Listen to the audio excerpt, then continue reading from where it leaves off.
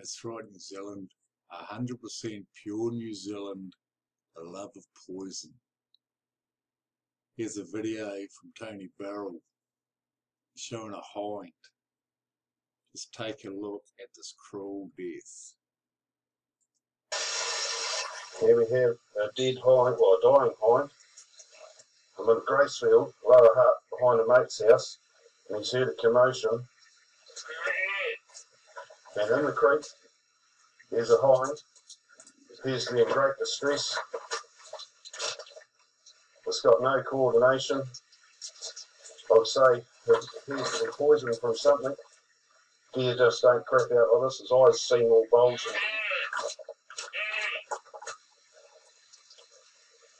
This is not a nice sight. Bloody disgusting, eh, mate? We're waiting on them to wake up, especially if the grandkids are seeing us. Yeah, right behind a man's house. Right behind the mate's house. Guys, mate, fucking kids see this, I don't even want to fucking see it. Yeah, Breaks my fucking heart. here's his house at the back there. My house. 20 feet from his house. This is disgusting. Maggie Berry, you should be ashamed of yourself. Yeah. Doc, you should be ashamed of yourself. TB3 Osprey and Wellington Regional Council, you're the lowest forms of life in New Zealand. And of course the fourth horse to die was Bullet, and she died in the paddock behind us in town. They don't want to eat. They lose all body coordination, actually have trouble even standing.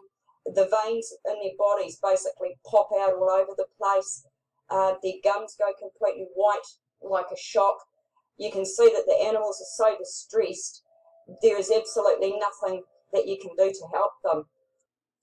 Well, the first cow died on the Sunday, and then on the Monday I called at 8 o'clock or 9 o'clock to have that cow autopsied, and I also had the second sick cow up here in the yards. She'd gone from being reasonably bad to bloody terrible. She couldn't stand, she was fighting to kind of keep herself together, so I stayed out of the yard and stayed on the outside, and then I called my brother to get the rifle.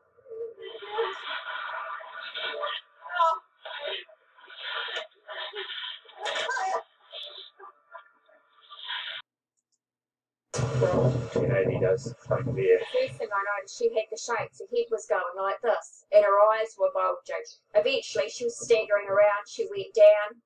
She went into like a rigor mortis. Everything went tense, and she was screaming in agony. And then she'd soften up. Then she'd thrash around, and she was screaming. And then she'd tense up again, and it carried on for about 3/4 of an hour. And eventually, she died. But they become hyperactive and run and snap and bite. They lose control of their bowels and their bladder. They experience twitching of their muscles, often facial muscles. Then the spasms of the muscles become more severe, and they develop very strong spasms of muscles in their legs and tail that make all of their limbs and tail very stiff. Dogs might die during fitting, but often there are repeated fits with periods where they recover in between. There's a 2-hour period of symptoms before they die.